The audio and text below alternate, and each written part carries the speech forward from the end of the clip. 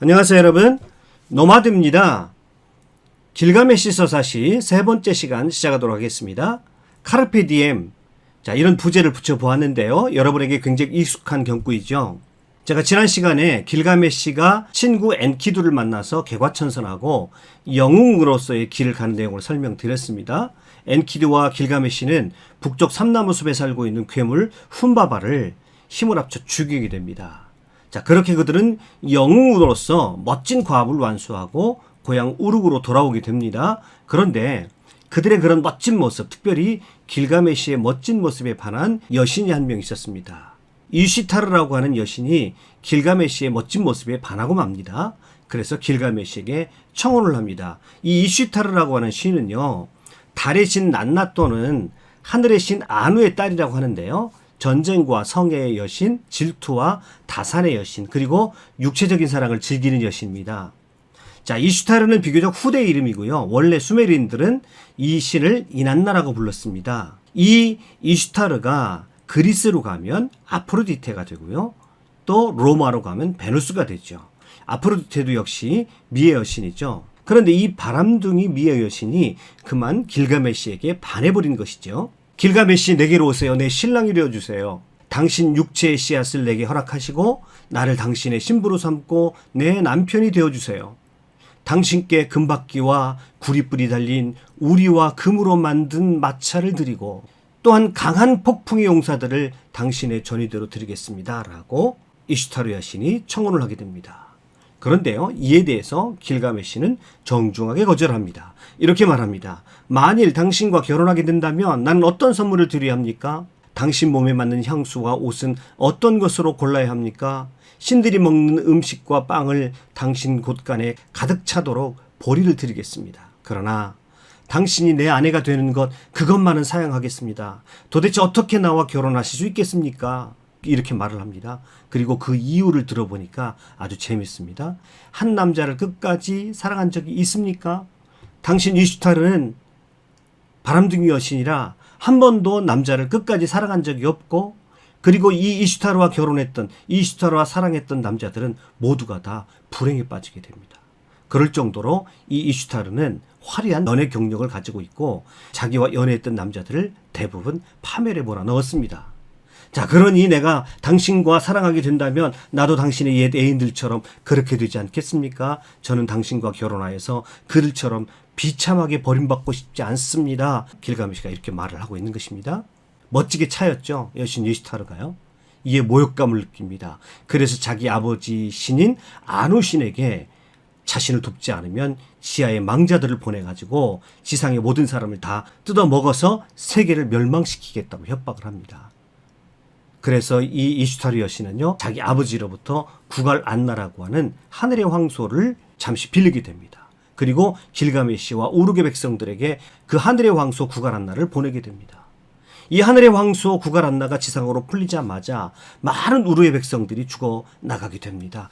땅은 황폐해지기 시작합니다. 자, 이 모습에 길가메시와 엔키두는 분노하게 됩니다. 그래서 이 하늘의 황소 구갈 안나를 처치하기 위해서 나서게 됩니다. 하늘에서 내려와 횡포를 부리고 있는 그 황소에게 엔키두가 먼저 달려듭니다. 그의 뿔을 붙잡습니다. 그리고 길가메시에게 이렇게 말합니다. 친구여, 우리 약속했지요? 우리 뒤에 영원한 이름을 남기자고. 자, 칼로 목덜미와 뿔 사이를 찌르십시오. 라고 말을 합니다. 엔키두의 말대로 길가메시가 칼로 황소의 목덜미와 뿔 사이를 찌릅니다. 마침내 두 영웅이 하늘의 황소 구갈 안나를 죽였습니다. 그리고요, 엔키두는 그 황소의 넓적다리 하나를 뜯어가지고 여신 이슈타르에게 던지면서 여신을 조롱하듯 이렇게 말을 합니다. 내 친구에게 털끝 하나도 손을 못 댈 것이다. 또 만약에 당신이 내 앞에 있다면 이 넓적다리 살같이 되게 줄 것이다. 라고 외칩니다. 둘은 하늘의 황소를 물리친 것이죠. 그리고 나서 그들은 유프라데스 강에서 몸을 씻고 우르그로 당당하게 돌아옵니다. 그들은 우르그로 금이 환영합니다. 도시의 모든 사람들이 길가메시와 엔키두를 환영하기 위해서 몰려 나옵니다. 길가메시가 의기양양하게 궁녀들을 향해서 노래합니다. 누가 가장 고귀한 젊은인가? 누가 가장 유명한 청년인가? 사람들이 이에 화답해서 대답을 합니다. 길가메시가 가장 고귀한 젊은입니다. 엔키두가 가장 유명한 젊은입니다. 두 사나이의 힘과 명성이 절정에 올랐습니다. 그들은 멀리 떨어진 외딴 삼나무 숲속에 있는 그 무시무시한 훈바바를 죽였고요. 그리고 하늘의 황소를 죽이고 넓적다리를 이슈타의 앞에 던져놓음으로써 이제는 어찌 보면 여신보다 더 우월한 존재인 것처럼 보입니다. 그러나 항상 절정에 올랐을 때 가장 위험한 법이지요. 여신 이슈타르는 모욕감에 치를 떨면서 분노하여 하늘의 신들을 모아 회의를 합니다. 두 교만한 영웅 길가메시와 엔키두를 그냥 살려두어서는 안 된다고 말합니다. 바람의 신 엔릴이 숲의 수호자로 임명한 훈바바와 하늘의 신 아누의 소인 구가란나를 죽인 이 두 영웅을 죽여야 한다고 징벌을 해야 된다라고 말을 합니다. 여러 논의 끝에 둘 중에 한 명은 죽이기로 결정을 합니다. 어느 날 엔키두는 신들의 회의에 대한 꿈을 꿉니다. 그 회의에서 자신이 죽어야 한다고 결정되었음을 알게 됩니다. 갑작스럽게 자신이 죽어야 한다는 것을 깨닫게 된 엔키두는 절망에 빠집니다. 마음에 병이 듭니다. 그는 분명 영웅적인 삶을 살았으나 그 영웅도 죽어야 한다는 것입니다. 아니, 영웅이기에 일찍 죽어야 한다는 겁니다. 신들의 질투와 노여움을 샀기 때문입니다. 엔키두는 생각합니다. 내가 차라리 처음에 살던 그 야생의 숲속에서 살았더라면 이렇게 빨리 죽지는 않았을 텐데. 엔키두는 두 괴물을 처치하고 길가메시와 함께 영웅의 길을 가자고 명성의 길을 가자고 그렇게 다짐해 놓고는 막상 죽음이 실제로 닥쳐오니까 그 모든 것이 험하게 느껴집니다. 죽음 앞에서 무기력하게 무너져 버리는 것이죠. 명성, 이름을 내리라고 다짐을 했지만 실제적인 죽음이 자신에게 다가옴을 느끼자 그는 순간 무너져 버린 것입니다. 그래서 그는 자신을 처음에 유혹해서 야생에서 문명의 세계로 인도한 그 신전 무녀 샤마트를 저주합니다. 하지만 그 말을 들은 태양신이 그를 또 위로를 합니다. 만약 샤마트를 만나지 않았다면 길가메시랑 친구가 되지도 못했을 것이고 그와 더불어서 지금까지 영광과 명성, 영화를 누리지도 못했을 것이다. 이것은 인간이 영웅으로서 누려야 될 최고의 것들이다 라고 위로를 합니다. 나름 멋진 삶을 네가 살지 않았느냐? 그것으로 너는 만족해야 한다라고 말을 합니다. 그 말을 엔키두는 힘들게 받아들이고 인정하는 듯 했습니다마는 12일 동안 시름시름 앓다가 길가메시 품에 안겨서 죽고 맙니다. 영웅다운 삶을 살자고 그렇게 다짐했건만, 죽음을 불사하고 명성을 남기자고 그렇게 다짐을 했건만, 길가메시 자체도 이 죽음을, 자신의 제2의 자아인 엔키두의 죽음을 받아들이기에는 너무나 힘들었습니다. 길가메시는 너무나 큰 슬픔 가운데, 자신이 무너지는 것 같은 슬픔 가운데 이렇게 말을 합니다. 모든 모험을 나와 함께 겪어낸 내가 진정으로 사랑하는 엔키두, 모든 모험을 나와 함께 겪어낸 그를 인간의 운명이 덮쳤다. 낮이나 밤이나 나는 그를 위해서 울었고 그를 결코 땅에 묻으려 하지 않았다. 혹시라도 나의 친구가 나의 커다란 통곡 소리를 듣고 다시 일어나지 않을까 해서 7일 밤낮 동안 그의 코에서 구더기가 떨어질 때까지, 그가 떠난 이후 나는 결코 위안을 찾을 수 없기에 사냥꾼처럼 들판을 배회하고 있다. 그럼에도 불구하고 끝내 엔키두가 살아나지 않자 길가메시는 슬픔을 억지로 억누르고 친구 엔키두의 장례를 성대하게 치러줍니다. 그는 엄습하는 죽음의 공포 앞에서 그 죽음의 문제를 해결하기 위해서 길을 떠나기로 작정을 합니다. 그래서 그는 우트나피슈팀이라고 하는 전설 속의 인물을 만나보려고 계획을 합니다. 이 우트나피슈팀은 대홍수 이후에 유일하게 살아남은 인물로요, 신들은 그에게 영생을 선물로 준 그런 사람입니다. 여기서 이 우트나피슈팀은요, 구약 성경의 노아와 거의 동일한 인물로 보입니다. 자, 이 부분을 어떻게 받아들여야 될지, 어떤 의미가 있는지는 제가 다음 시간에 구체적으로 이 부분은 더 설명을 드리겠습니다. 아무튼 이 우트나피슈팀이 죽음의 문제를 해결한 인물이기에, 대홍수를 지나고 끝까지 살아남은 인물이기에 길가메시는 우트나피슈팀을 찾아가서 그에게 불멸의 비밀을 알아내기로 작정하고 길을 떠납니다. 영생의 문제에 대한 답을 찾아 떠난 것이죠. 이렇게 해서 여행을 떠난 길가메시는 해가 지는 서쪽 산맥까지 나아갑니다. 그쪽 산에서 커다란 전갈 사람 스콜피온 부부를 만나서 그 산을 넘어가는 동굴에 안내를 받기도 합니다. 이 동굴을 지나 동굴 끝쪽으로 어렵게 또 도착을 합니다. 자, 이렇게 여행을 계속하고 있던 길가메시는 이윽고 어느 해안가에 도착을 하는데요, 그 바닷가에서 한 여인이 운영하는 주막을 발견합니다. 그 여인의 이름은 신두리였는데 처음에 길가메시를 보았을 때 그의 지저분한 외모 때문에 산적으로 오해를 합니다. 그러나 길가메시가 그녀에게 다가가서 내가 누구인지 왜 이렇게 떠돌아다니는지를 말을 하게 되고 신두리가 그에게 차분하게 조언을 해줍니다. 어쩌면 이 신두리 여인의 입을 통해서 나온 이야기가 길가메시 서사시의 가장 핵심적인 주제라고 할 수 있겠습니다. 당대 사람들의 가치관을 그대로 반영하는 이야기라고도 할 수 있을 것입니다. 자, 이 여인이 이렇게 말합니다. 길가메시여, 당신은 어디로 가고 있나요? 당신이 찾고 있는 생명을 당신은 결코 찾지 못할 겁니다. 신들이 인간을 창조했을 때 그들은 죽음을 인간의 몫으로 나누어 주었고 생명은 그들이 채워가 버렸기 때문에 그대 길가메시여, 당신의 배를 가득 채우세요. 밤과 낮으로 즐거운 일을 만들고 매일 향연을 베푸세요.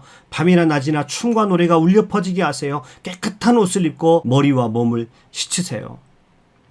당신이 손안에 품고 있는 아이를 보시고 당신의 아내가 당신 품 안에서 기뻐하게 하세요.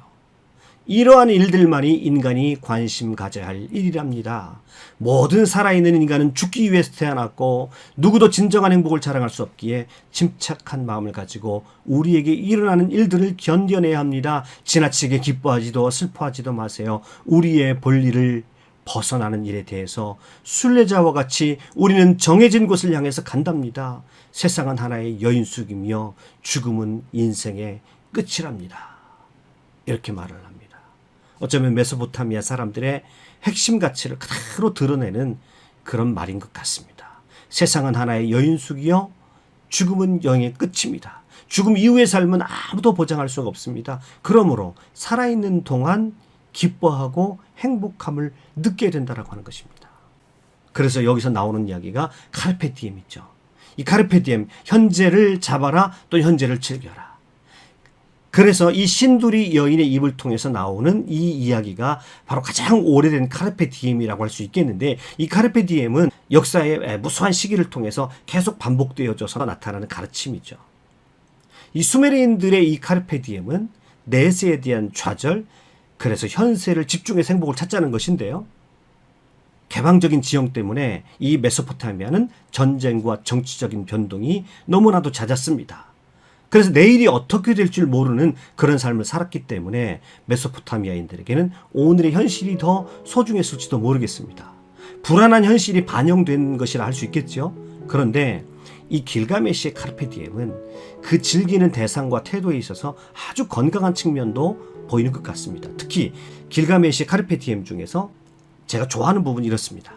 그대 길가메시여, 당신의 배를 가득 채우세요. 밤과 낮으로 즐거운 일을 만들고 매일 향연을 베푸세요. 밤이나 낮이나 춤과 노래가 울려 퍼지게 하세요. 깨끗한 옷을 입고 머리와 몸을 씻으세요. 당신이 손안에 품고 있는 아이를 보시고 당신의 아내가 당신 품 안에서 기뻐하게 하세요. 삶을 일종의 축제와 같이 여기라는 겁니다. 그리고 그 당신 손안에 있는 그 아이에게 좀 더 집중하고 당신의 아내가 당신의 품 안에서 기뻐하게 하라. 지금 당장 이것을 하라는 겁니다. 현재를 즐기라고 하니 단순한 쾌락을 즐기라는 것, 이런 것을 상상하기 쉽습니다만은 그것이 아니라 지금 나의 손 안에 있는, 품 안에 있는 내 가족들이 거기서 즐거워할 수 있느냐, 기뻐하게 만들라는 것입니다. 내 가족이 지금 즐거워하고 지금 바로 행복함을 느끼는 삶, 그것이 바로 길가메시가 말하는 카르페 디엠입니다. 축제와 같은 삶, 내 영역 안의 사람들이 나로 말미암아 기뻐하게 할 수 있는 삶, 굉장히 깊은 생각을 하게 하는 그런 구절이라 아니할 수 없습니다. 원래 카르페 디엠이라는 말은요, 후대에 로마 시인 호라티우스 시에서 등장합니다. 그 최소한의 문맥을 통해서 그 뜻을 살펴보면 이렇습니다. 오늘을 붙잡게 미래의 최소한의 기대를 걸면서. 자, 이 부분도 대단히 많은 생각을 하게 합니다. 우리는 우리 의식이 만들어낸 시간 흐름 속에 살아가고 있지만 우리가 크게 착각하고 있는 것이 있습니다. 사람들은 모두 막연하게 미래가 현재보다 더 나을 것이라는 착각을 합니다. 그래서 조금 덜 자고, 지금 조금 더 열심히 일하고, 지금 내가 무엇인가 갖고 싶은 것도 좀 참고, 하고 싶은 일이 있어도 나중으로 미루고, 내 가족의 미래를 위해서 지금도 고생하고, 그렇게 되면 내 미래는 조금 더 나아지지 않을까라고 하는 커다란 착각 속에서 살아가더라는 겁니다. 호라티우스가 보기에는 이거는 정말 큰 착각이라는 것입니다. 사실 되돌아보면 우리가 굉장히 큰 착각을 하고 있거든요. 학창시절에는 결혼만 하면, 좋은 직장에 취직하면, 돈을 많이 벌면 그러면 나는 그때 가서 마음껏 행복할 수 있으니 지금 조금 참아야 된다. 지금 절제해야 된다. 현재 행복을 포기하면 미래에 굉장한 나에게 축복이 올 것이다. 행복이 올 것이다. 이렇게 생각하고 여러분과 제가 살아왔습니다. 그런데 직장에 취직한다고 돈을 많이 번다고 학창시절에 꿈꾸었던 그런 결혼을 했다고 해서 우리의 삶에 행복이 오든가요? 그렇게 저와 여러분이 이 나이 먹도록 달려왔습니다. 그런데 그때 생각해보면 그때 생각했던 꿈꾸었던 행복이 지금 우리의 손에 잡히던가요? 미래에 우리가 생각했던 행복이 있을 것이라고 달려온 그 미래에는 여전히 고통과 아픔들, 여전히 시달려야 되는 많은 문제들이 있다고 하는 것입니다. 사람들이 우리가 만들어낸 착각의 시간표를 가지고 스스로에게 속고 있는지도 모르겠습니다. 그래서 이 영화, 아주 꼭 한 번쯤은 봐야 되는 이 죽은 시인의 사회라고 하는 이 영화에서 키링 선생이 아이들의 귓전에 대고 낮은 음성으로 카르페 디엠, 카르페 디엠 이렇게 외칩니다. 지금 즐겨야 된다. 소중하지 않은 시간이 없다라고 하는 것입니다. 지금 행복하지 않으면 미래 행복은 절대 담보될 수가 없다는 것입니다. 미래에는 행복할 것 같지만 너무도 불확실한 일들이 오히려 많이 있기 때문에 고통의 자리일 수도 있다는 것입니다. 커다란 착각 속에서 내일은 좀 낫겠지, 내일은 좀 더 행복할 수 있겠지라고 생각하지만 그것은 영영 오지 않는 신기루일 수도 있다는 것입니다. 지금 행복하지 않으면 영영 우리는 행복할 수 없을 가능성이 훨씬 더 큽니다. 카르페 디엠, 현재를 붙잡으세요. 현재를 즐기세요. 저도 오늘 강의는 조금 낮은 목소리로 속삭이면서 키링 선생을 흉내내면서 마칠까 합니다. 카르페 디엠, 카르페 디엠, 카르페 디엠. 현재를 붙잡으세요.